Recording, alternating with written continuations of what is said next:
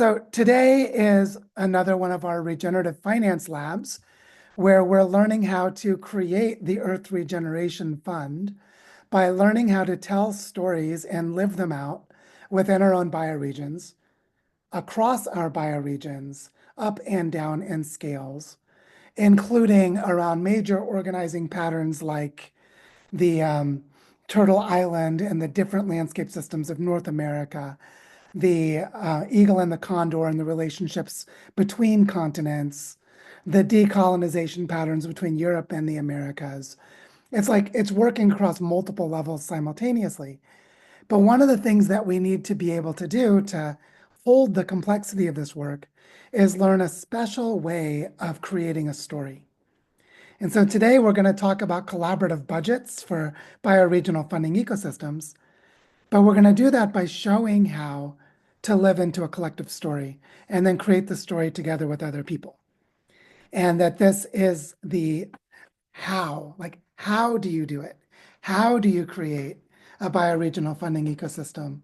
Is about creating shared narratives and living them out together, and then attracting the support you need at each step along the way.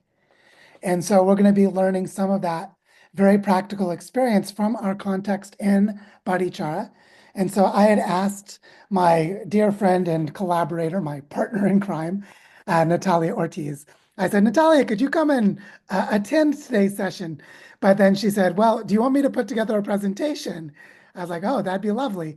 But then, of course, she's as busy as we are, so there was no time to put together a presentation. So what I did is I put together a short presentation that will set the stage. And then I'm going to interview Natalia to have her share some of the stories that are very relevant to what we're doing today. And if it's helpful, I have detailed spreadsheets that I could call up and show you some of the ways we structure this information if that turns out to be useful. And if we don't feel like that's useful, then we won't get lost in the weeds of that level of detail. But to say that there's a process of capturing the story that's really important in all of this. And basically the arc of what we're going to do is share that process of setting the context, having an interview, and then showing how we build a funding ecosystem in practice. And then we're going to have you get into breakout groups to explore how you can do this in your own bioregions. So we can immediately start to apply this. Now, that doesn't mean the breakout groups need to be organized bioregionally, but just that we'll get into smaller groups to explore how you would apply this in a shared context with other members of this group, people who are in this space. Because what you're going to see is that the way this is done is completely about relationships. It's like it's all about relationships. It's how we relate to each other in a shared process. And what we've been doing here in Barichara is learning, I would say people like Penny and me are learning how Colombians are really good at being in relationship. For all of the complexity of the history of violence and the loss of trust and other things that have happened here, there's just, you come to Colombia and you find people are really warm, they're very connected, they're very human, and the way of relating to each other is a fundamental ingredient to how we've been successful in Barichara and how we think others will be successful in different bioregions. We want to share a little bit of a glimpse into that, but in a way that's useful in any place that you might be. And so what I want to do right now is do a brief presentation. It'll be maybe 5 minutes up to 10 minutes. It won't be very long. And then I'm going to share screen, like a two-person screen of interviewing Natalia to ask her specific questions about how we've created collaborative budgets. So you can start to see the way that it's being done in practice. And then we can have some discussion around that and then get into breakout groups. So that's the basic idea for today. So what I want to do right now is share my screen. And here it is. Move things around. Okay. First of all, can you all hear me okay? Can I get a quick thumbs up from people you can hear me okay? Because I did an update to my operating system and it was asking for me to approve some things, some settings. Okay, so today we're going to talk about collaborative budgets for a bioregional funding ecosystem. And what I'm going to really emphasize is that a collaborative budget is something that emerges through conversations. It emerges through relationships between people. And so I'm going to talk about this in a really simple way, but a way that starts to reveal the process. So here in Barichara, we're creating a bioregional funding ecosystem. But what is that? In the past, in other sessions, I've talked about how there are different projects and initiatives. There are relationships between them. Part of those relationships are geospatial. They're how they're related to watersheds, to ecological corridors, their proximity to each other. They're also related thematically.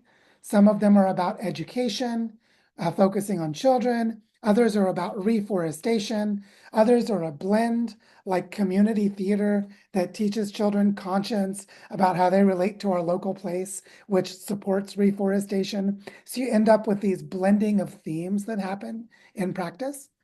And what we want to do is show you how you can structure all of the complexity that's implied. You know, when you have a tapestry of projects embedded in a landscape with lots of human relationships and lots of conceptual relationships, it can get really messy really quick. So what I want to show is that the way you begin is by constructing a story for the bioregion as a whole. You start to tell what is the story of our place at a large scale, and how are we already in that story, and how are we living it out? So as an example, in Barichara, part of the story we're telling is that in the last roughly 80 years, there's been a lot of ecosystem destruction, a lot of cutting down of the forest, a lot of change in landscapes, a lot of loss of cultural knowledge about local use of native plants and things like this. There's been this loss of culture and loss of ecology, and there's a major organizing theme around water. We have water scarcity. We're becoming a desert. Our forest and our biodiversity have been lost and are continuing to be lost. And so our story of the bioregion as a whole is organizing around restoring watersheds and forest and preserving cultural knowledge. And there are a lot of ways people were already doing this, but they weren't doing it as a collective story. If you were to come into Barichara 5 years ago, you would have to look around and identify for yourself all of the different activities because they weren't talking to each other. Many of them didn't know about each other. They weren't collaborating very much. There was not a collective story. So we needed to start to live into a collective story. As we did this, we began to create a tapestry of regenerative initiatives. We started to see that Bioparque Moncora it isn't just a community reforestation project. It's also a gathering place for sharing how we combine education and ecosystem restoration, which means it's related to other projects in the territory. And when there are processes like Korasoma, which is about cultural healing and interpersonal healing processes, that this is very much related to our relationship to the history of violence, to peace building, to reforestation, to what happened to the water in the first place. And you start to see that there is a web of potential relationships between initiatives. So we start to make that potential web into a real web. We start to weave a tapestry of initiatives. As we do that, we start to identify the needs and the offerings of each of the initiatives. So we can say, oh, wow, we have all these things to offer between the initiatives, but also each of the initiatives needs something. So we can create a collective budget. The collective budget is to go to each of the initiatives and ask them what they need, to ask them what they're doing, to explore how they are or how they may partner with other initiatives, and create a budget that helps to integrate the initiatives. We're not just creating a list like columns. Here's a column for the needs of one initiative. Here's a column for the needs of another, and keeping them separate. It's looking at them as relationships. For example, if we fund syntropic agroforestry in the bioparque, it allows us to support the propagation of agroforestry models into the territory. And you can start to see that there's a tapestry of relationships. So this collaborative budgeting process is a way of bringing a collective story forward to say, oh, we want to restore the water and the forest and preserve cultural knowledge, but we need to identify the initiatives and get them working together and identify what they need together to be able to move forward. This allows us to tell the story of this regenerative web. And many of you have seen me doing this for 4 years. I go and tell the story of, let's raise money on Gitcoin for regenerating the territory and fund a bunch of projects at once, right? And then we created the Territorial Foundation, which is getting even better at organizing this story. And as we tell the story, what happens? We attract support. People want to give us money. People want to come and help us. People want to bring tools and knowledge to us. And so telling the story attracts people to the story, which allows us to mobilize resources for a portfolio, which is we can say to those giving money, they're going to have greater impact and there's going to be better management of risk because the resources they're bringing is being distributed across a web of human relationships and a web of regenerative initiatives organized within a landscape. And as we mobilize these resources into a portfolio project, we create databases, we create monitoring systems, we create other kinds of support that allow us to tell the donors what we're doing and encourage them to support us more. Which means that as we distribute these resources across the tapestry, we're strengthening the story and showing the people who are helping us make it happen with their resources, we're showing them how it's happening. Which means that we're able to monitor regeneration at a bioregional scale through this story, which then goes very back to the beginning. As we monitor regeneration at a bioregional scale, we're continuing way back in the upper left to live into that story for the bioregion as a whole and continue the process in a continual spiral. And this is what a bioregional funding ecosystem is. It's a story that plays out by a tapestry of actors within a landscape system, mobilizing resources within and between them, and with other territories. So as we explore these bioregional budgets to attract and distribute funds, you can already see why this is so important, right? When we created the Earth Regeneration Fund, what we did was we said, well, the story of Barichara may be pretty exciting, but it's just part of a bigger story. It's part of the story that connects to Cascadia, to the regeneration of the Ogallala Aquifer, to the Great Lakes, to the entire Northern Andes, and so on, right? That what we're doing here is creating value flow to help support other bioregions, and people in those other bioregions can send resources and support to us in Barichara. And this process is playing out like a fractal. What's happening in Barichara is now happening at the level of the design school.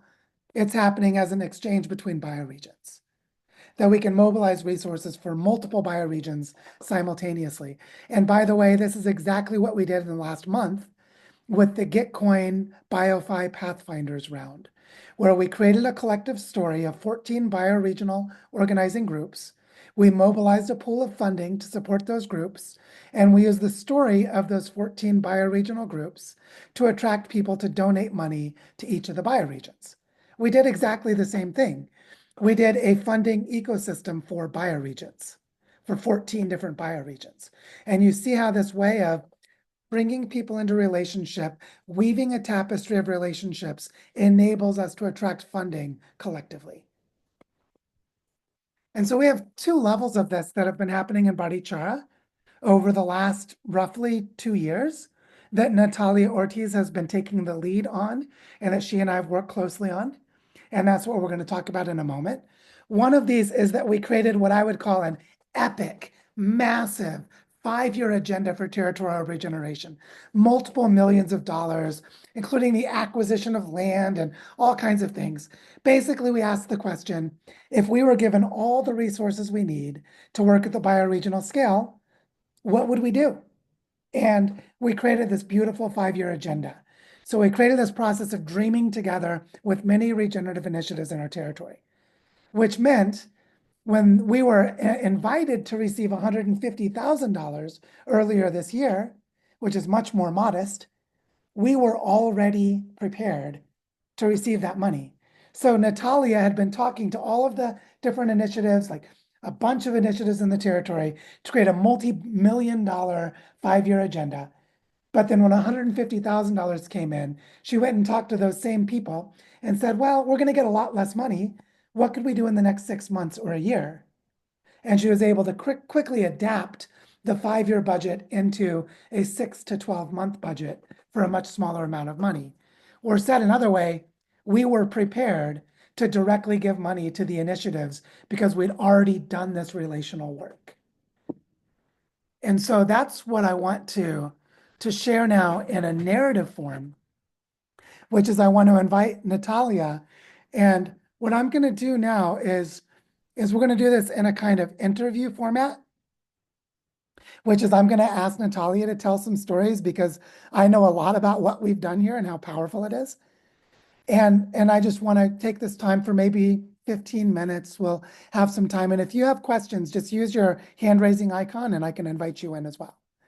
But Natalia, the first thing I wanted to ask you is I'd like for you to share with us, why was it important that you know all of the people in the initiatives that we're funding, so you could go and talk to them and start to build these budgets? What is the role of personal relationships in starting this process?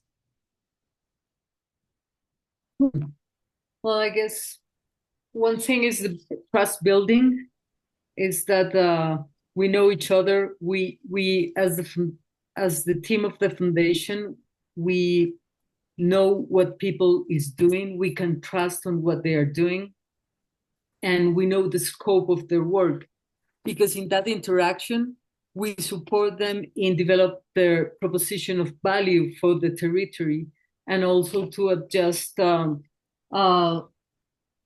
their proposals to identify their needs and their budgets. So we also, um, in those relationships, we we start to weave them with other projects, and identifying what are needs that are shared needs that we can contribute to in a more efficient manner. uh, how they can collaborate, how they can make synergies. And based on what's going on in reality, we can build sort of common agendas and common narratives that are more relevant, not just at the bioregional level, but also, as you were mentioning, in creative narratives that are more solid and more attractive, um, for not just for donors, but also for the people locally, to start to understand how the specific actions they're doing in very local initiatives are meaningful to contribute to broader bioregeneration, and how they can weave between initiatives and being more effective altogether. I don't know if I understand your question, but that's it. Yeah, I want to emphasize the importance of trust, because one of the problems we see in philanthropy is that most people with a lot of money set up these non-human, like machine processes, to have people go through an application, for them to use a so-called objective criteria to decide how the money will be allocated.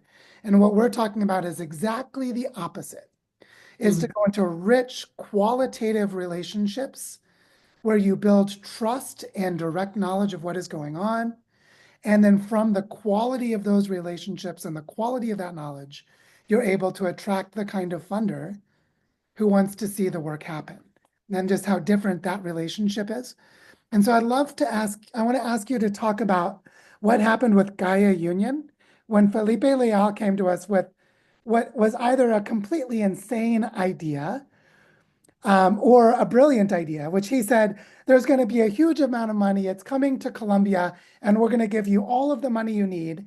Now, it turned out none of that happened. None of that money came. But we decided that it was worthwhile to build a budget in case the money was coming, because it would help us even if that money didn't come. And so I want to just ask you to talk about, what was that process like when you started going and talking to the initiatives to create that 5-year agenda? What were you doing, and how did it move forward?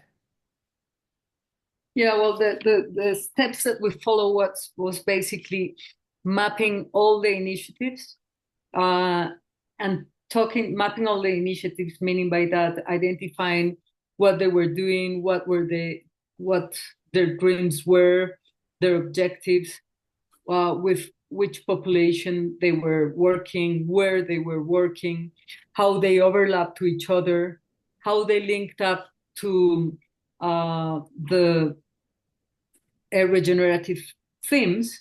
And from there, and maybe I should share here a bit. Can you share me the power of sharing my screen? Yes. Um, Sorry, this is will be in Spanish, but based on that mapping, what we identified are our core themes. We identified these themes that are the ones that we are working now. These themes emerge not from a theoretical point of perspective, but based on what people were doing and different initiatives were doing. So we end up in different thematic areas that we adopted as the foundation, but those thematic areas represents what's going on in the territory. And based on mapping what the different initiatives were doing, we start to develop, to identify what were the different topics within each of these thematic areas that people were dealing with in reality. So we identified like core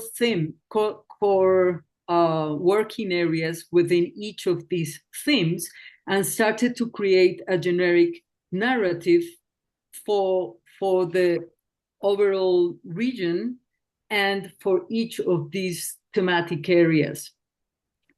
So these bullet points that you see on my screen represents like working variables within each of these thematic areas that represents that each of the initiatives in Barichara are contributing to. So these variables are the basis of what we are building now, that is our monitoring system. So we can have a monitoring system at a scale, at a bioregional level, to monitor regeneration in the different thematic areas that we're contributing to. So these bullet points become variables, and all the different initiatives that are contributing to different variables can add up their contributions, so we can get a sense on how we all together are contributing to the regeneration of Barichara. So this is like one of the things that we are planning, and we're starting to design like a monitoring system that will enable us to get a notion on how we all together are contributing to the regeneration of the territory in these 4 thematic areas based on the variables I show you. So that's more or less the way that we're building up this all together. I just want to name the significance of observation in all of this, because there are several people in the design school that are starting a permaculture design course right now, led by Elias. And for those who don't know, the foundational practice of permaculture is observation. You observe the patterns within the natural setting and then start to work with them and partner with them. And that this is a fundamental part of the ethic of permaculture. And so, Natalia, what you were just describing of talking to the people who are doing the work in the territory, you're starting to see what is happening there and what is already important to people. But also, you're coming with the bioregional lens. You're coming with the lens of a holistic landscape and the holistic needs of our territory. So my next question for you, or the thing I'd like for you to share more about, is how important has it been that we received money earlier to enable us to do more later? Because a lot of this, it's not like you did all of this work, like you created these diagrams and these lists of terms. It's that we were receiving funding and things were happening, and it was momentum that was growing, and it was getting clearer as we would go along. So I want you to describe this as like, how is this a living process? How is this a process that needs life and energy to start small and then to grow? As I suspect people watching right now might say, this is awesome, but it's, so much more advanced. Where would we begin? But if we can see how how bringing in some resources earlier enabled us to start learning that we grew to be more complex later. Could you talk a little bit about that? Yeah. Well, the way we've started was very lit. What was very small. We got very little money, and we bring together different initiatives to create mechanism to as a mechanism to identify what was going on and make a dialogue among these initiatives. And based on that dialogue, we create like a council to identify how to channel very little funds that we have, that we gathered, and that enabled us to prototype a collective finance governance system. Does that make sense? So we prototype in very little with very little funds, a collective finance governance system where each of the representatives of different projects were sitting down and deciding how to use what was the better use for those funds.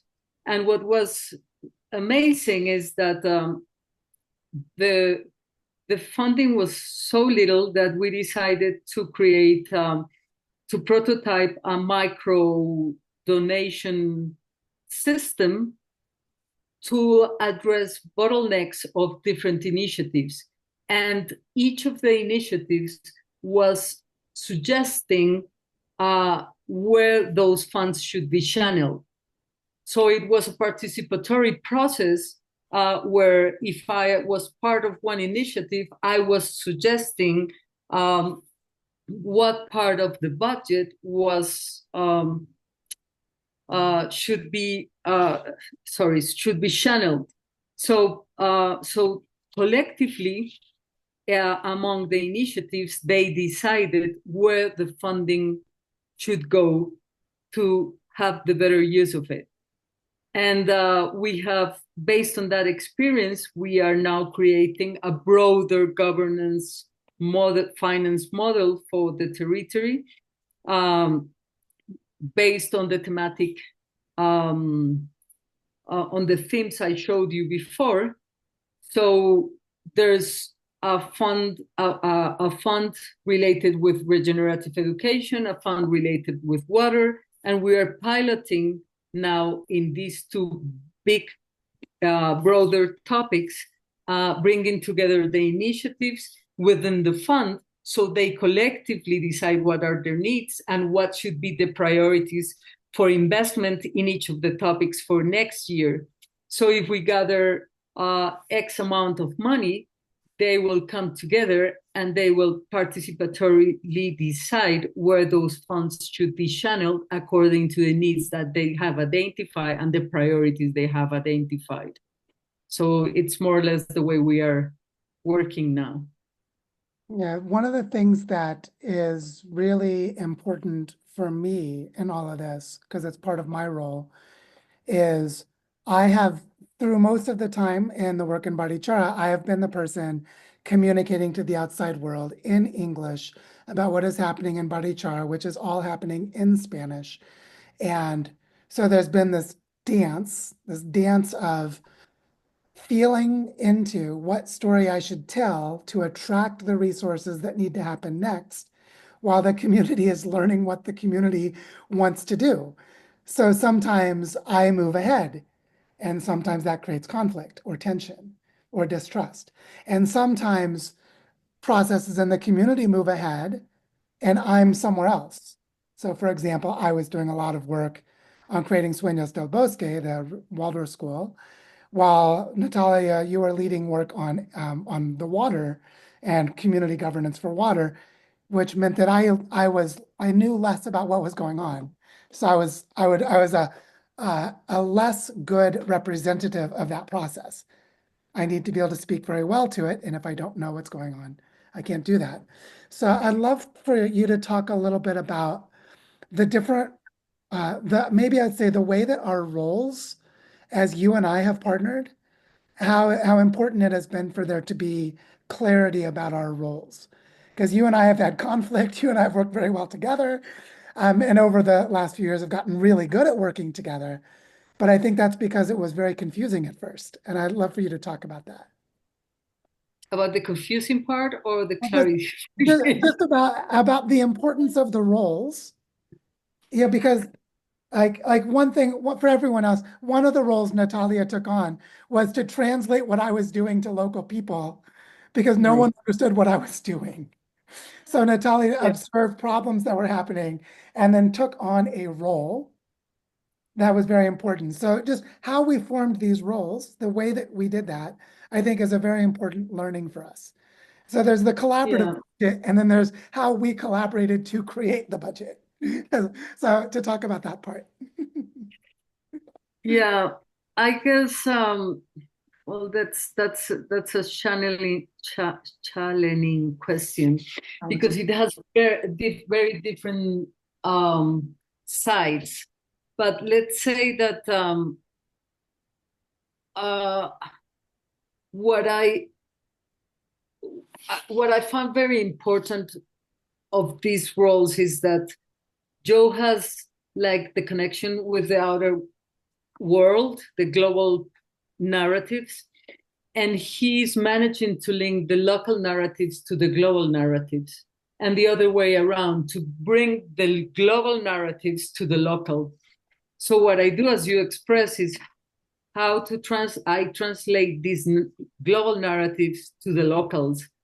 And meaning by that, that for example, this morning I had a meeting with a very small initiative that they are creating local market.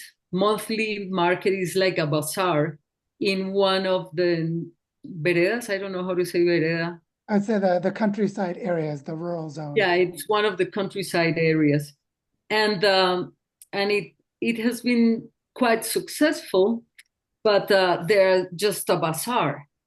So we were talking together to see what they were really doing, and what my role is trying to support them in really identify what's the value proposition of them linked to the bioregional narrative and with these global narratives. So it's very small um, initiative, but if we understand that initiative as a prototype of a mean to provide not just to enable people to encounter themselves, to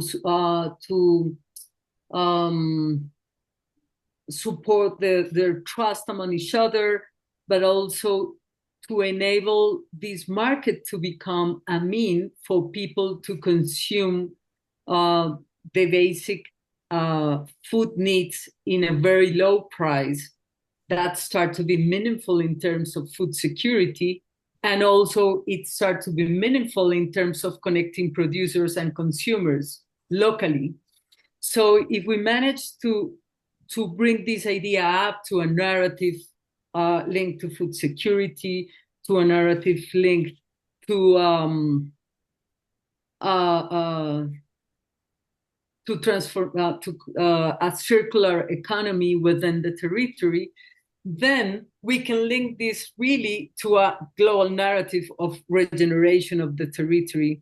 So my role is to pick up these small initiatives, identify the value proposition linked to the regeneration, and connect the dots and give this information to Joe that is creating the broader narratives and making a bit of theory of based on our local experiences. Um, so I guess we are within based on the local experiences, uh, within concepts at the bioregional level that then can be scaled up at other bioregions and weaving these among several relationships. I don't know if that was enough or you want me to deepen on something. I think that was very clear and very helpful. If anyone has any questions, please raise your hand and I can invite you in just so that you feel welcome. And I'll say that in response to what you said, Natalia, that the clarity of our relationship now was because we both worked to be sure that our relationship was healthy. And so this Yeah. has been a process over the last 4 years. Well, I And guess also, really, Joe, is yeah, what we have been identifying, not just between you and me, but also among the rest of the founders of the Barichara Foundation, Regenerative Foundation, is that what's the role that each of the people can occupy within the full ecosystem. So, what's the role of the initiatives? What's the role of the foundation team? What's the role of each of the members of the foundation? Um, and clarifying roles, the use of narratives is also very important, like agreeing with the local initiatives, how the foundation, how the design school, how other members can use the narratives of the processes and the initiatives, how we can collectively learn from what we're doing, and also how we're going to use this knowledge and who has the right to use it, how we can distribute and communicate this knowledge. So I guess if you are followers of the page of Joe's blog, the regenerate. Regenerate Chara page, you can see that his narrative has changed now. And then the introduction, he's specifying this is Joe's page. Yeah, this is my Uh, blog. This is this coming is my blog based on this and clarifying his role in relation to what's going on in Barichara and the difference between the design school. So I guess that's been very helpful, but those roles have been clarifying along the way. It's not that we design it for it, it's we are walking and we are identifying where the conflicts come, where the conflicts emerge, where we need to build more trust, when we need to clarify the roles, and we're learning from doing. Because if we were designing this in advance, is because we're doing the things that we already know. So we are not really innovating, and regeneration requires a lot of innovation. And so we're just walking and trying to understand what is emerging, and based on that, creating a bit of structure that is quite flexible, and we are adapting on the way as we are understanding what works, what not, where the conflicts emerge. And we have had a lot of conflicts between people, between us, but addressing those conflicts has been challenging, but also very meaningful. And people from the community that specialize in conflict resolution, for example, have been supporting the teams of people to come together and solve conflicts, and have conversations. And we are working with a guy in the community that has a method called evolutionary conflict transformation, transformation. gathering the learning from conflicts and applying it to create better futures. Yeah. So based on that, we are addressing the conflicts, and we identify clear steps that and things that we need to adapt based on those conflicts. So it's not being trapped in the conflict, but identify the lessons and apply them for move forward and create more trust. I guess there's lots of hands-on up. Yeah, we're getting into the juicy stuff now. So Claire, welcome on in. I'll go ahead and add you in here. Thank you. That was fantastic. Yeah, and it does bring up what I'm hearing from you is just the process of being clearer about the narratives, and then you can describe it. So then it's got like a kind of thing that you can point to when it's messy, it's like hard to define that. So there's that. And sort of wondering, the thing that I notice in community messiness is people's emotional, their own projections, the political stuff. There's stuff that's way outside those processes that also gets brought in, and how you're being able to be clear about the narrative. Obviously, that's helpful in being able to sort of separate out their emotional stuff they're bringing in. But I guess the question that I've got is, the more we're clear about the narratives, the more it can start to get like a little calcified, not calcified, but it can be a little, I guess there's just a balance of that messiness and that's a hard question to ask. I'm sorry. Yeah, I just was noticing that and just sort of realizing, even in the way you were speaking, of the trajectory of what you've gone through, that being able to define what it was that you're doing and how you're working, and who, like, also working with others to help make sure that there is a translator. I thought that was brilliant. So I suppose that isn't really a question. Yeah, thank you. Yeah, no, Yes, thank you. just to add something to what you were saying, is that we're trying to avoid to develop models. Yeah. They are just frameworks that you can easily adapt, both in within our own territory, but also that other territories can adapt to their own needs. So our thematic frameworks are very broad, are very generic in a way. The narratives are very generic, but they are generating identity. So people start to say, oh, now I know that I fit here. Or because the narrative is not that Joe's brings down his theoretical mind framework.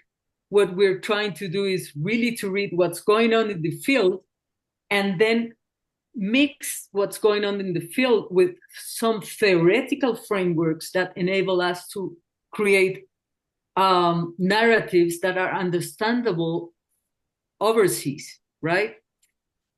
So it's very important that local people starts to understand, okay, so my initiative, what I'm doing can be named circular economy. What I'm doing is this and that. So they start to identify themselves with global narratives. We are not imposing them global narratives, but we are making a bridge to them to be able to relate themselves or name what they are doing to some narratives that are around in the world, let's say. So that's more or less the way they're trying to work on that. Yeah, I'm gonna bring in Aletta. Aletta, come on in. What would you like to share? Hi. Yeah, thank you, everybody. Oh, you've just muted yourself. Okay, right. I've got a whole long list of questions, but I think I would like to just try and go back to the kind of seed bed that you started with right in the beginning. Like, for instance, you said that you had a little bit of resources available to make the work possible. Now, my question is, what constitutes a little bit of resources?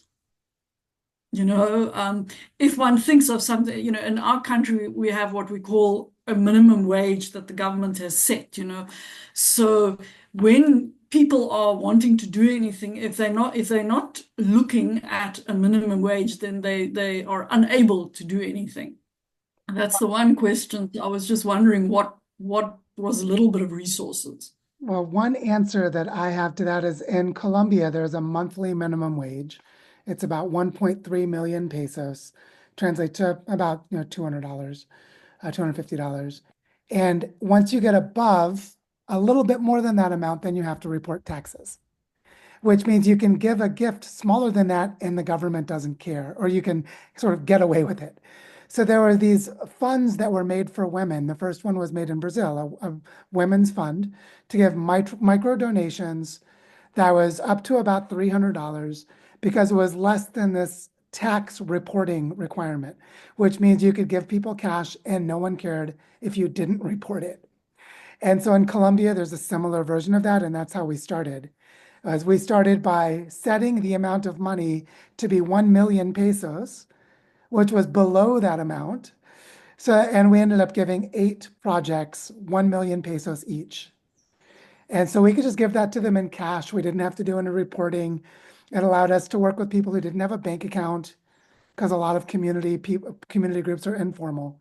And that's a very important criteria in much of Africa and much of Latin America, is the ability to give money directly to people who have no formal organization, who don't have a business account, or sometimes they don't even have a personal bank account. And it's really powerful to innovate below that threshold. So that's just an example of part of our thinking was Natalia knew about the Women's Fund in Brazil, and she suggested it. And we talked to people who helped create it to inspire how we gave those micro donations in the beginning. Okay, so it was basically funding that enabled you to get the ball rolling, so to speak. Mostly it's understanding what the initiatives as processes. One of our criteria is identifying which are the initiatives that are processes, meaning by that they are not specific projects that has a beginning and an end, but there are people that are working even without the support of the foundation in the way they can. And what we add up is very little grants to support them moving forward, but they will move even without our support because they are already working. So these small supports, when there are processes, ongoing processes, are very helpful to overcome bottlenecks and to really sometimes this make them a big jump. Like we support an initiative, El Caney Colibri, and we add up to them 20 million pesos, and this make them the possibility to link up to other donors that yo te voy a decir en español, el aporte del Caney Colibri les permitió a ellos, los 20 millones que les dimos les permitió a ellos generar unas relaciones con unos donantes que les generan sostenibilidad en el largo tiempo, y si no hubieran tenido ese dinero no lo hubieran logrado. Yeah, basically they were below a threshold of sustainability, and we helped them to create the capacity to get above, they were just below. So we got them just above that threshold. And then they could start to partner with the Ministry of Culture and other places to create ongoing programmatic support that has given them sustainability to do long-term work in the community. So there are places where people are at a tipping point, a positive tipping point like this. And so we look for those opportunities specifically. Okay. And then just one more question then, in terms of when you started out, you're referring to these as regenerative initiatives. So what were like the qualifying criteria? What would make you choose an initiative to be part of the network? What we're thinking is putting life in the middle of any decision. Like, what we don't aim that all of the initiatives we are supporting might be understood as regenerative, but we have some criteria that maybe we can share sometime. Let me check if this, but we define some criteria. We have been defining some criteria of what a regenerative initiative means from the helpful of Barichara, right? So, and I maybe I'll just add quickly, when we started, we identified water as a high priority. And then because of the shared knowledge and experience of the people who formed the advisory council, we had a lot of knowledge.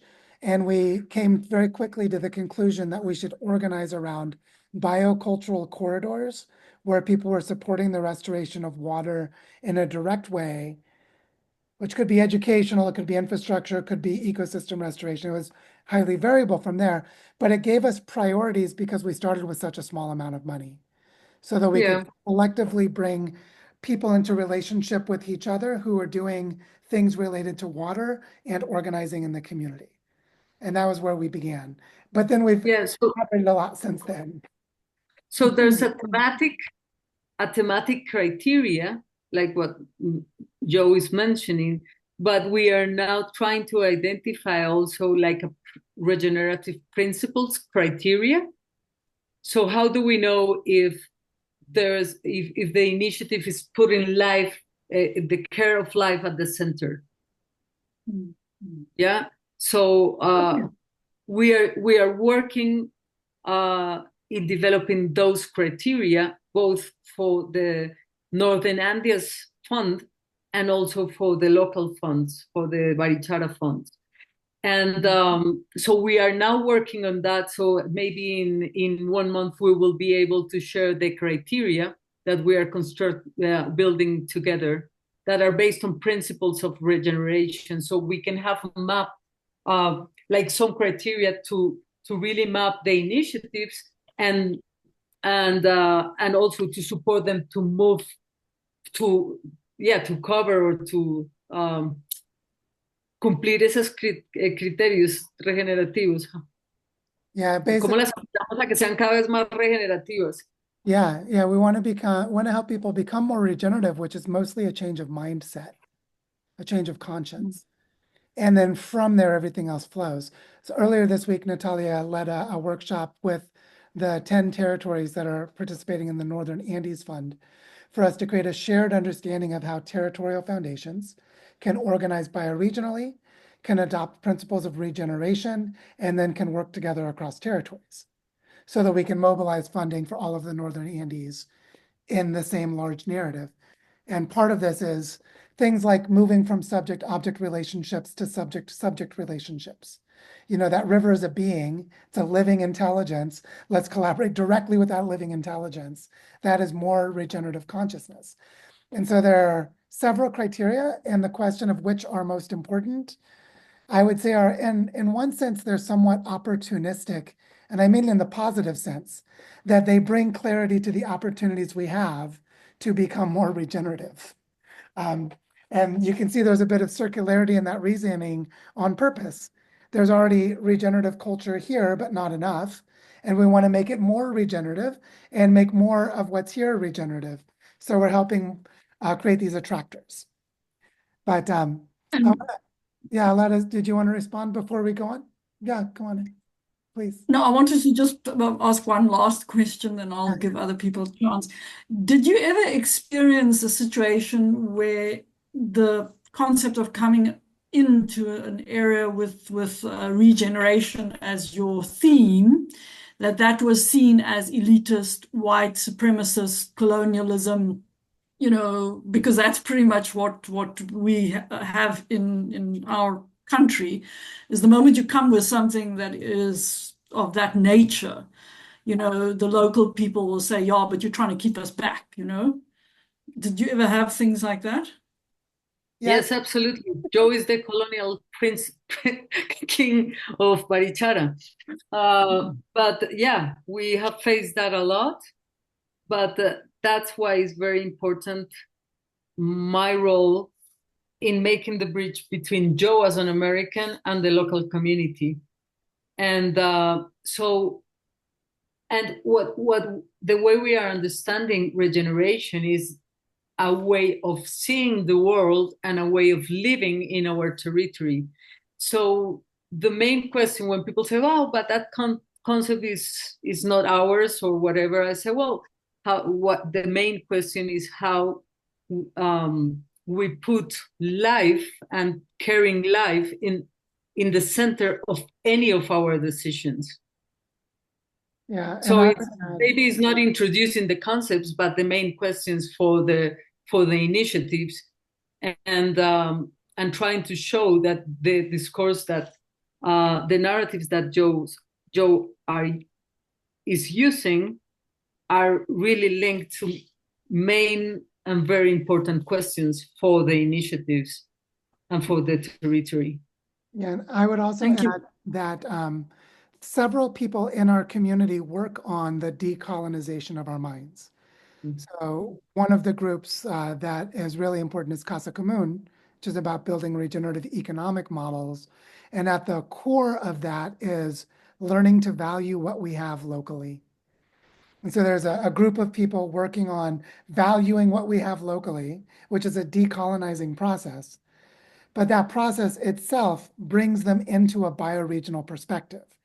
They may not have the word bioregion, but what they're doing is becoming bioregional by asking, what are the native plants here? How did the indigenous people use them? How could we learn to use them too? How did my grandmother make those textiles? You know, that kind of knowledge. And so what's beautiful about regeneration is that it deeply aligns with those indigenous practices. And so it gives us a way of honoring them rather than imposing an idea from the outside. So there's a lot of translation of language between cultures that needs to happen. And that comes from having trust. But the fact that at a deep level, regeneration is honoring those indigenous ways makes it easier for that trust to be built, even if there's some stumbling along the way. That ultimately we do get to trust because we are operating from a deeply decolonizing lens. And so that trust is built over time. But yeah, that's a big It topic. requires time, patience, and a lot of personal working. Like I do appreciate that Joe haven't quit Barichara because he was hardly treated by the community many times, and he has been very patient with all the processes, and he has also faced lots of um, uh, yeah, aggressions in a way for saying something, aggressions from members of the community. And I guess the good thing is that he haven't quit the community, that he has been patient. At the beginning, his reaction was defending himself, and we work all together on how to get a step back, and why we were reacting to these situations. And I guess we have been passing individually and as a group through a lot of trauma healing to be able to keep going and moving forward in the community. And our thinking goes faster than reality.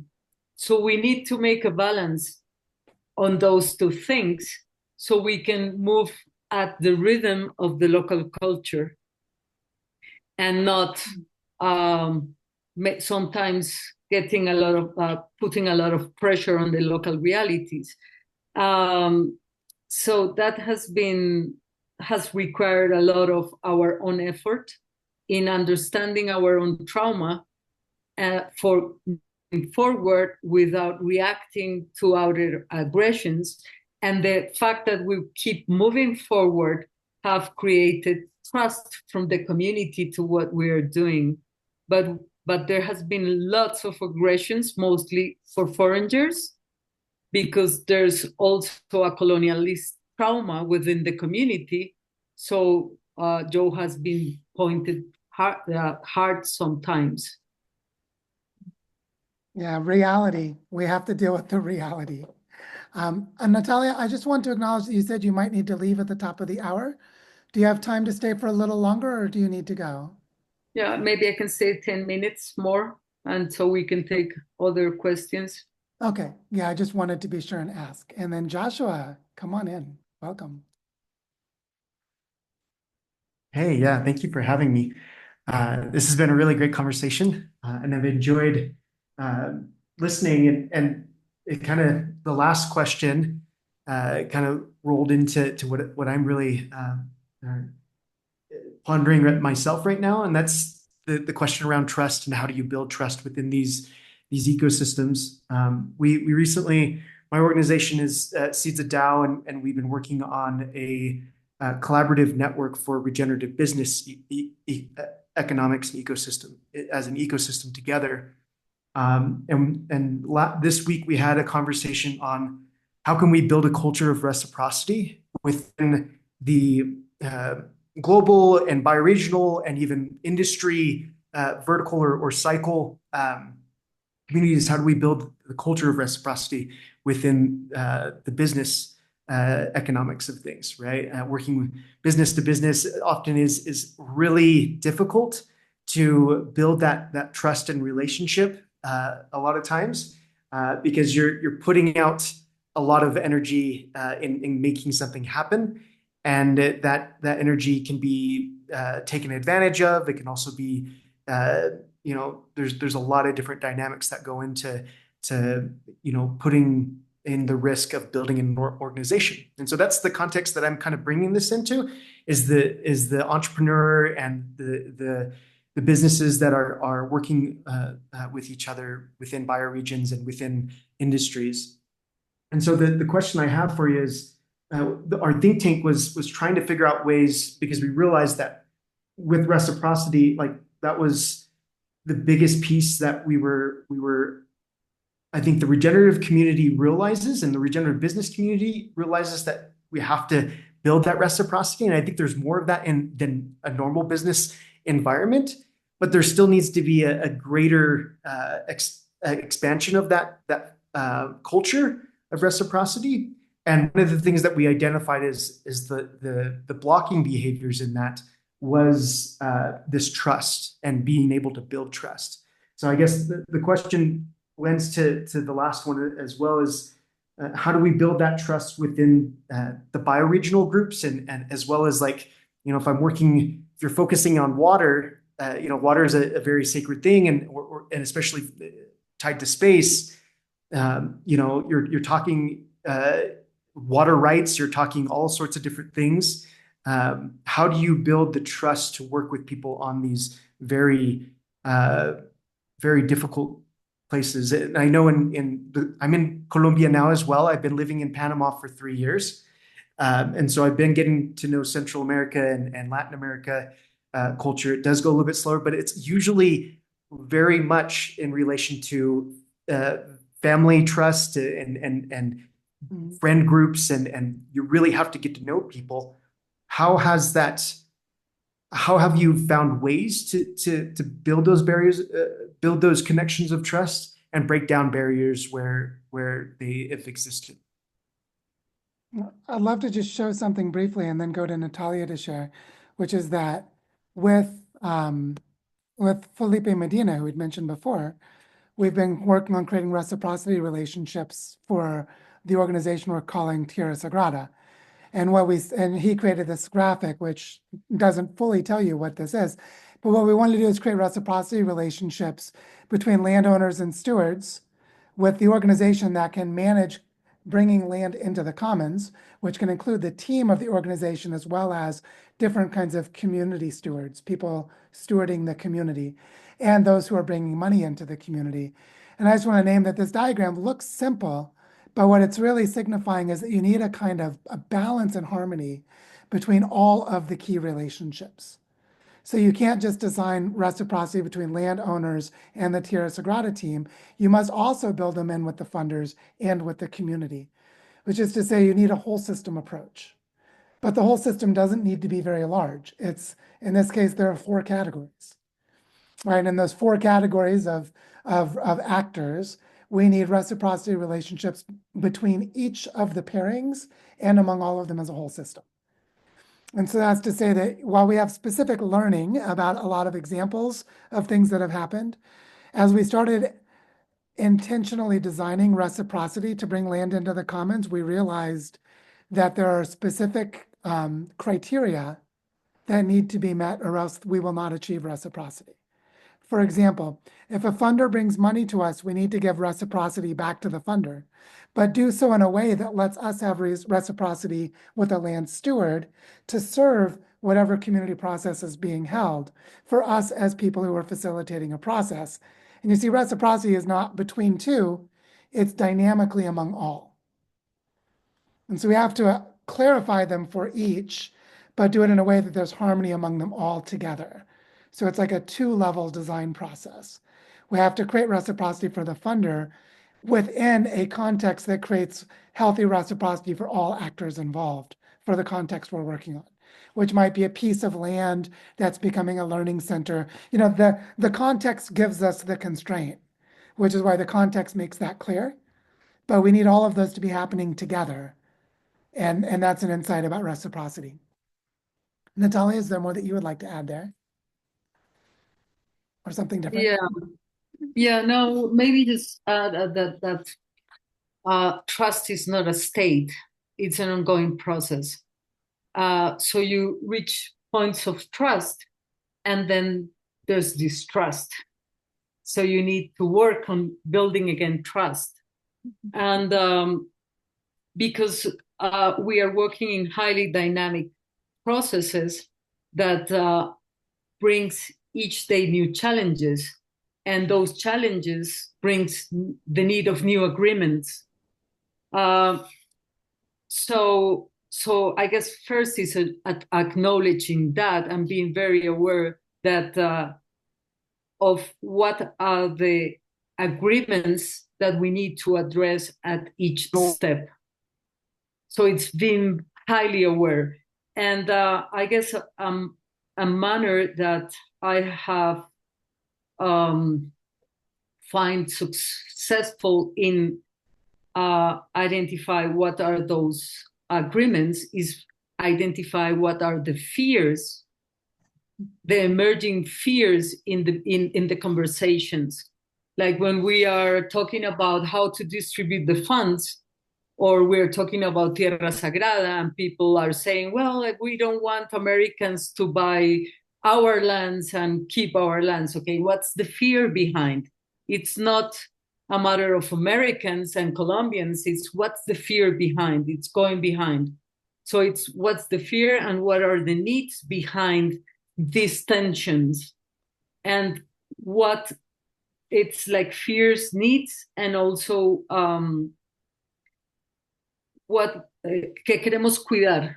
Yeah, what we want to protect, what we want to care for. Yeah. So if we manage to have the conversations at that level, we're not discussing anymore the structures, but the humans behind the structures that are the ones that sustain trust. We also we are applying alternative methods like that are from the Andean cultures. So we're bringing people together to circles of word. So if we have tensions, we try to bring people to have dialogues using an Andean technique of circles of words. So each people can talk without anyone reacting to what they are expressing, and we just weave the word for long. And last year we tried to bring together the people that is the leaders of the community to ceremony with some Andean plants. So we start also to work at different levels, and we start to connect at different levels through ceremonies, through sharing lunch and not just working together, through meeting and interacting in other scenarios that enable us to recognize the human being that are in front of me and not just appear or as a social actor, but it's the human being who's behind the social actor. And I guess providing those spaces to recognize the human being behind the leader or the project, that's very useful for keeping trust. That's beautiful. Thank you both. Very helpful to the platform we were building during the think tank. We had someone bring this up is like we're all in agreement that we want such a platform for regenerative entrepreneurs to collaborate on these types of things and to build that reciprocity. The challenges that we were looking at is like the tools that are available to us, we all understand them and they're helpful, but it's the rules of engagement that are set around those tools, and the way we play together with those tools is really what we were trying to identify, and were the most needful things. So the things that you were telling me here in creating those dynamic creating reciprocity is a very dynamic process. It's also very adaptive, right? You have to have all stakeholders involved, but you also have to realize that it adapts from one conversation to the next conversation, from one time to the next, and it's continual, and that needs to be held in a very open and adaptive space as well, that allows you to be able to see the person for who they are, rather than the initiatives that they're bringing forward. So yeah, thank you. I think this really does help me in the process. I want to talk to both of you again another time. Joe, I've been meaning to reach out and talk again. So let's do it. And there's just a little thing, because I have to leave, just to complement.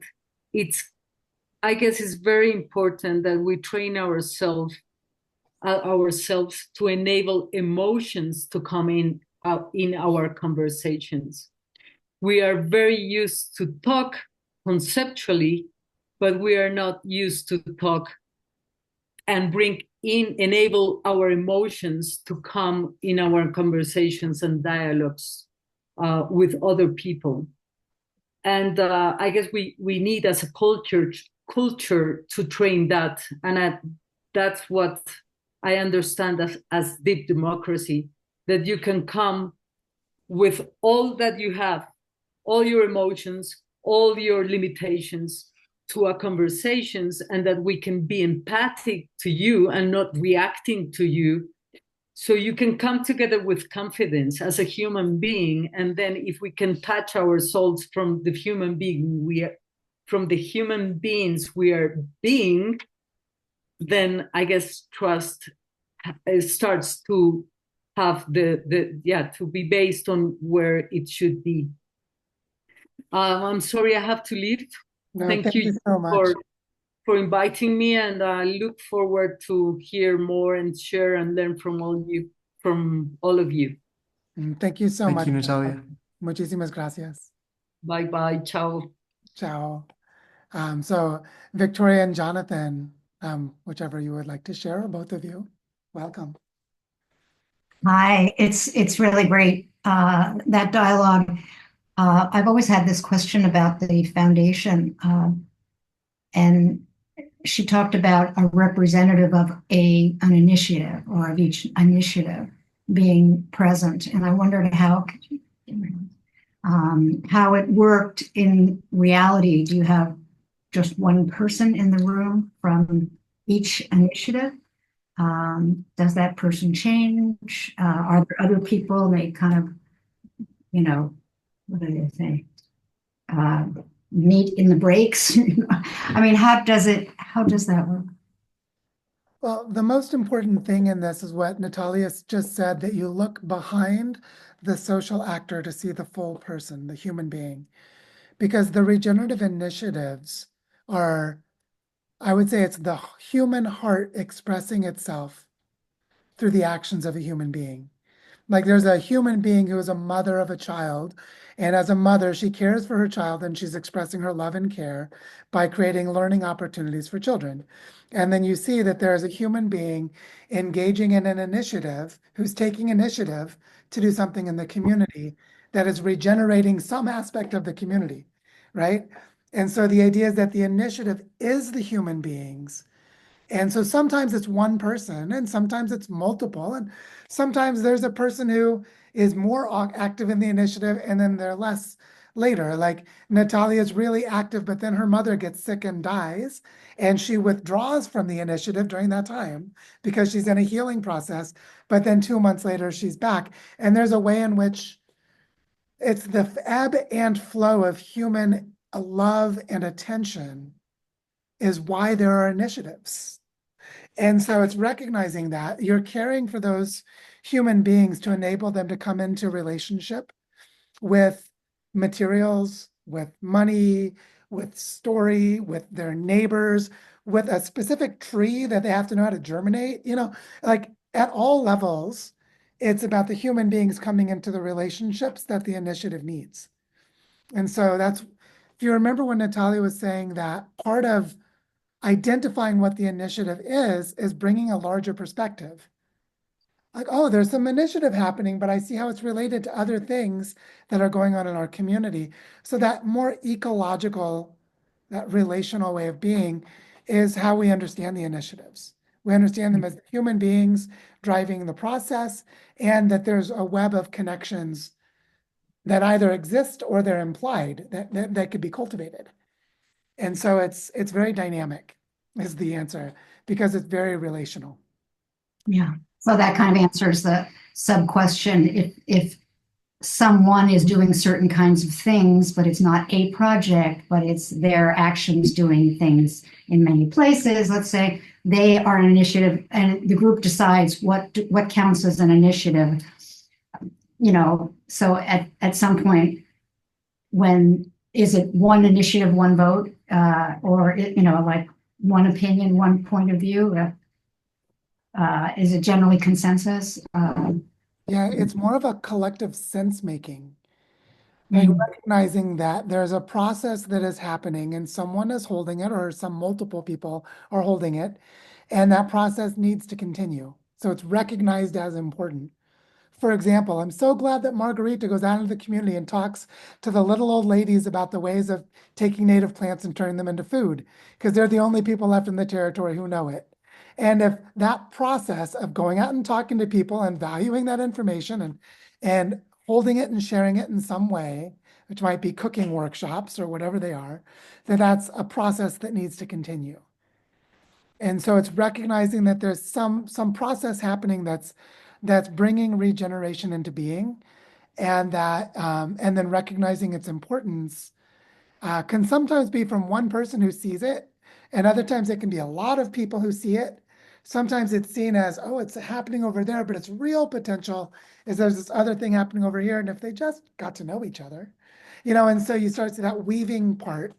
The active weaving is really, really important, the social weaving of people and initiatives, because these things are living processes. They're all living processes. Yeah. And was there a time when everyone got educated in pro-social skills? Was there any time when the group broke from the process of doing what they're doing to just learn about skills and set a language among one another? I would say it's continually happening in multiple forms. Like we had a person share with us about indigenous word circles a few weeks ago to help build stronger relationships among the families for our schools, Sueños del Bosque. So that was introducing an indigenous pro-social process.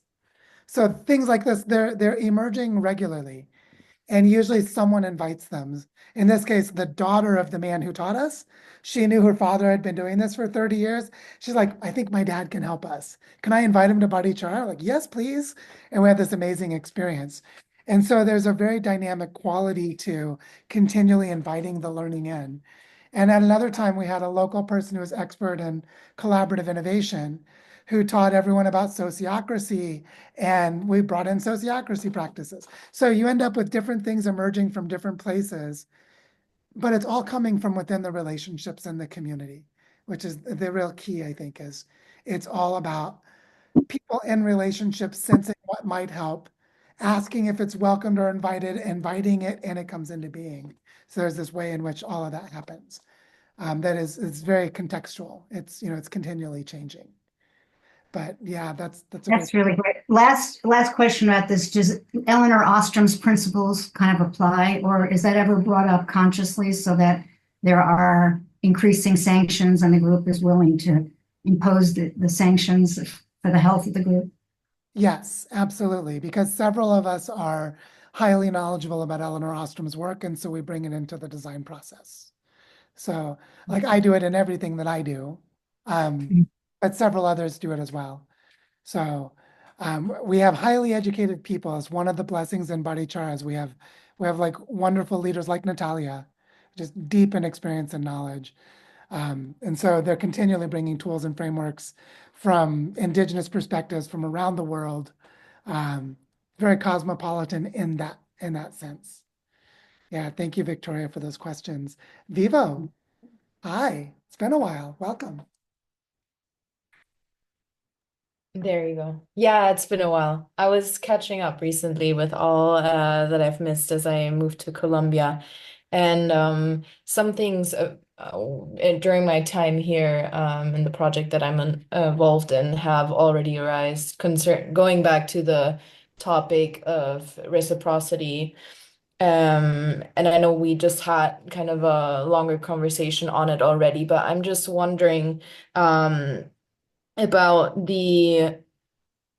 because I have been observing a pattern of organizations being taken advantage of to kind of just being used as an entry point into the sphere and into the work that's already been done to then be dropped and people coming in or like funders coming in and like doing their own thing. So I'm just wondering about if you guys have been utilizing written agreements to kind of avoid this beforehand, or how much time is needed to, I know this is kind of abstract and it really depends, it might be different from situation to situation and how long the process of building trust really takes. But yeah, the way I've been observing it, I feel like with written processes to kind of have an intake system to screen people for their capacity of giving that like being reciprocal in their work and just kind of as a means to protect yourself. I don't know if that makes sense.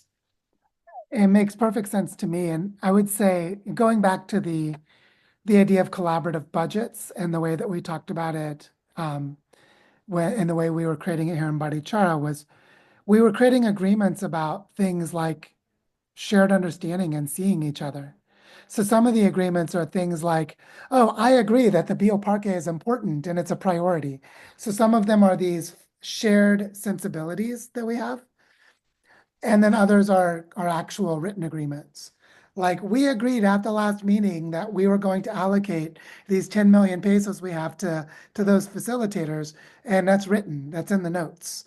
And then in cases of like Penny and I are in the process of signing a compraventa, which is a purchase agreement to buy a piece of land. That's a legal agreement about payments of money to acquire land for the community. So there we actually have legal contracts. So in each case, there are different ways of doing it. Or another example is in Sueños del Bosque, we created a manifesto. And then also we created a code of conduct that family members agreed to. And now later, some family members aren't acting in accordance with that. Well, we can remind them about what we agreed to before because we have a written manifesto. We're like, I don't really know what the school stands for. Well, actually, it's in the manifesto. It's right there. And so we have this way of actively doing it in multiple ways. I think having clarity about agreements and expectations is really important.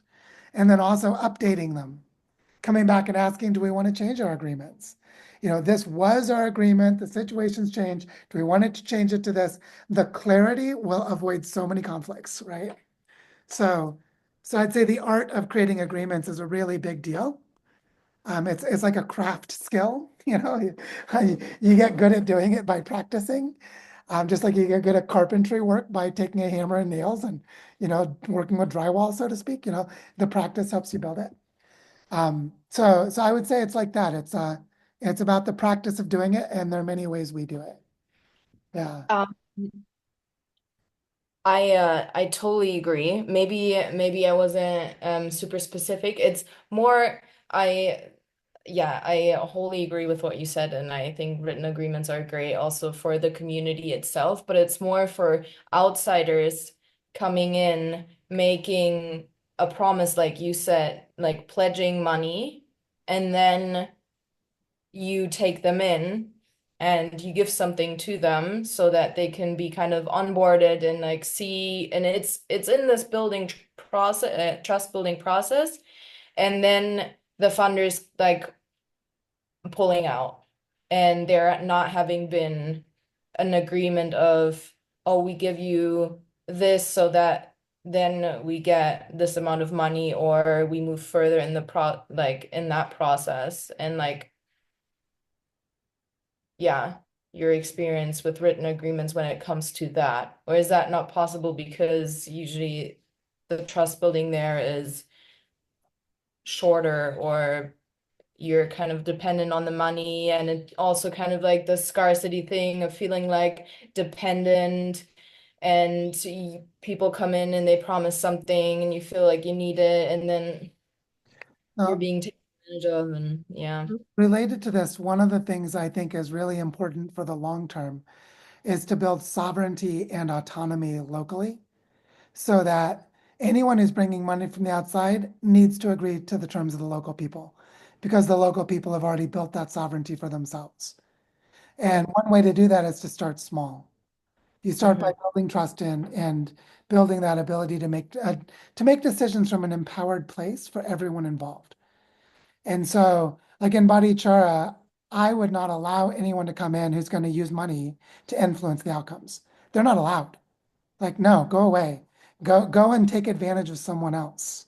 Because here we are strong and we don't accept that. But you see, we can't say that unless we've built that local strength. And so, like an example of this that is playing out right now in the United States with the recent election is that we're about to have some really interesting fascist patterns coming out. There would have been different fascist patterns if the other person became president. They were both fascists, but there'll be different kinds. And state power will be weakened in some ways, but state power will be strengthened in others. So if I look at something like municipal governments, regional planning authorities, and other things will actually need to build their strength because the level of governance at the national level is more corrupt. So they actually need to build more local strength. Well, this is true in general, right? It works across every level. So it's that building the local capacity to self-govern is the foundation of having sovereignty locally. And so, and that's where they're not dependent on the money from the outside in a sort of unhealthy, codependent way. And I'd say that's a key part of building the local narrative, is the local narrative needs to be built by and with the local people. It needs to come from the local people. And they invite what they want and they can say no to what they don't want. Um, I like to use mundane dating examples. If you're at the bar and someone hits on you, you can say no thanks. Like, I'm not interested in this. I'm sovereign in myself to say yes or no to what kind of relationship I want. And the same is true for money. So I just want to honor that we're now at time and have two hands up, and I want to make time for them.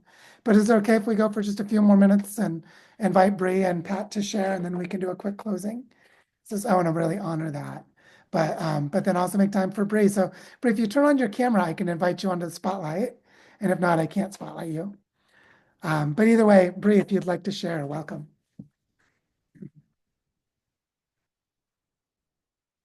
Well, Bree, are you there? If not, then over to you, Pat, and maybe we can catch Bree after. Pat, please. Welcome. Okay, Joe, thanks so much. I just want to make an observation that really helps me from this conversation this morning, and particularly from things that Natalia shared about seeing the human being, the full person, the person with heart behind the roles in these and building these relationships. I just keep saying again that what we're really doing is rebuilding indigenous relationships. And that's why it's going to take so long. I mean, when I think about what we're talking about, I think that people who lived for so many thousands of years in the same place with connection with the land must have had these ability to deal with the complexity of dealing with each other, or they wouldn't have survived like that. So no wonder it's going to take us so long. And we're at the beginning of something that is, to me, a going back. So it sort of gives me a way to handle what's happened here in the United States with the recent elections and everything, that keep plugged in with each other here and keep connected. It's so wonderful to hear this dialogue this morning, particularly with Natalia. So I just want to say that's my perspective, and this has helped me to hold on to that, to see it. Thank you. Yeah, thank you, Pat. And Bree, there you are. Welcome. Thank you. Just soaking it all up. So grateful to hear all the hearts and the voices. This particular story, it's very brief, is just to echo a little bit about the question that Joshua asked around building trust. And we're experimenting. We're in the GTB here. One of our local elders, who's a water walker, we had collectively been putting together some ideas around personhood for water. And as our collective conversation continued to evolve, we all intuitively knew that the fundamental foundation of where we needed to start is with the water. And so recently, outside of our traditional water ceremonies with our elders here that are the local Anishinaabe elders, we've started a listening ceremony. And that has been an incredibly interesting process because it allows us to share space, meals, time, listening, and connection with each other to inform what actually seems to be bubbling up, pardon the pun, versus what we think in our heads. And then just to cap this story, one thing we've also been learning through the process is once we discover something that we are hearing from water, we follow through. So that seems to be something that's imperative, is this follow through process to honor her and then of course honor each other in that process. So thank you for the beautiful conversation. I'm complete. Thank you, Bree. And Marie Angel, over to you. Thank you. I'm just going to sum up everything that came to me out of all this. There's this question of in regeneration right now in our time of how do this long succession of empires succeed in helping regeneration of the community, because empires basically take from the community and destroy the community pretty much. We've seen that in our traditional ecological knowledge review, where you see an empire coming in and then taking a technique that was evolved by the community by long millions of years or thousands of years observation, and then applying it at a certain level, become too successful, population grows, another empire comes along and eats up their success and their wealth to apply it to their own ends, etc. Right now, I think that in your case, Barichara, I saw these three levels. There is the original people, then there's the Spaniards, then there's the Americans. That's the eating thing. So that I thought of how do you bring back again the values that were attached to the culture and the language of each of these layers, so that it's not a top or as a one-way process, which is what people react to when Americans are concerned. It's a very strong reaction still in Europe as well. Like I've just been for the European meeting, and everybody was very depressed, A, because of the Valencia floods, but B, because of the election of Trump. I was really struck how much the Europeans react to despair when they see America go the way it is going. And I was thinking, is it possible that in the Barichara process you could actually codify or make a book or something of these different layers and what gets lost in translation and how to bring it back? Translation being such an important thing. For instance, Natalia said the people who we gave money to at the beginning, they couldn't reach to a higher level of interest and therefore funding. And when Joe translated it, he brought in the word sustainability, which he had never used. And this is just a little thing. The other thing was trust. In Spanish, in French, in Portuguese, it's confiar, which means with faith. So suddenly it's much more understandable what trust is. Whereas in the word trust, we don't know, a lot of English people don't know what language they're talking. It has to be said. So when everything goes through the English language, it changes. The concept changes, the take on it changes. So I've just reached out to two of the members, Natalia and Federico, one in Portuguese, one in Spanish. It's an effort, but I can do it because I speak English better than anything else and French. But immediately we are in a different world. So I'm just wondering how much could we embed that as a school, regenerating the earth, into the process somehow. That's it. Thank you for that, Maria Angel. So this is a big topic, and we're at the end of our time for today. So I think it's a topic that will continue in another time. What I want to emphasize for now is the importance of living into shared stories. That it's like people have been asking me in several different contexts in the last 2 months, what's the difference between something like bioregional financing facilities and bioregional funding ecosystems? And they're hearing these similar sounding words, but they're not quite sure what's similar and what's different. And like the bioregional financing facilities, there's a book, there's 5 structures, they've got a specific process. So you could say it's a framework or a model. And so that's useful and clarifying and important. But when you talk about a funding ecosystem, you're talking about ecosystems, which means they're highly varied, highly contextual. So it's a more general concept. And what's important about what we talked about today is the creation of a funding ecosystem happens through story and relationship, which is the co-creation of relational patterns appropriate to a context in which the value flow that is needed for that context is able to occur, which makes it a very general phenomenon, right? It's very general. And when you add the word bioregional to it, what that means is that you're organizing around holistic life systems grounded to places. And so then you're at the holistic life system of the Colorado River Basin or the Great Lakes or whatever place-based context you're dealing with. And so when we talk about this as a process, like how, we saw a lot of what Natalia talked about was human relationships. How do you talk to people? What do you ask them? What information are you gathering? What information do you bring back from them to other people? How does that support things that flow between those people? And how does that build a better story? Better in the sense that it's better adapted to what those people and what that place are trying to do. And so you start to see that it's this weaving of story in place. And that a collaborative budget, notice I didn't call it a collective budget. It's not a collection of things in a bucket. It's a collaborative budget. It's a way of creating a shared understanding of what we need that we want to do together. It's about collaborating together. And so that's what we spent a lot of time talking about today. And I did say at the beginning, we'll get into breakouts and we'll practice, but we ended up having rich discussion the whole time. So we went in a different direction. But I think that was very powerful because feeling the conversational nature of this is really important.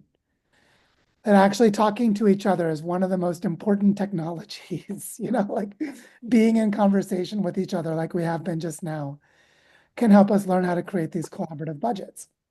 And so I hope that this has been enlightening and informative for the work that you're doing in your own landscapes. And I'm looking forward to continuing doing this in future regenerative finance labs and in general. But for now, I want to bring us to a close and say thank you for staying extra long. And I hope that we can keep having these kinds of collective story living together long into the future. So with that, thank you very much, everyone.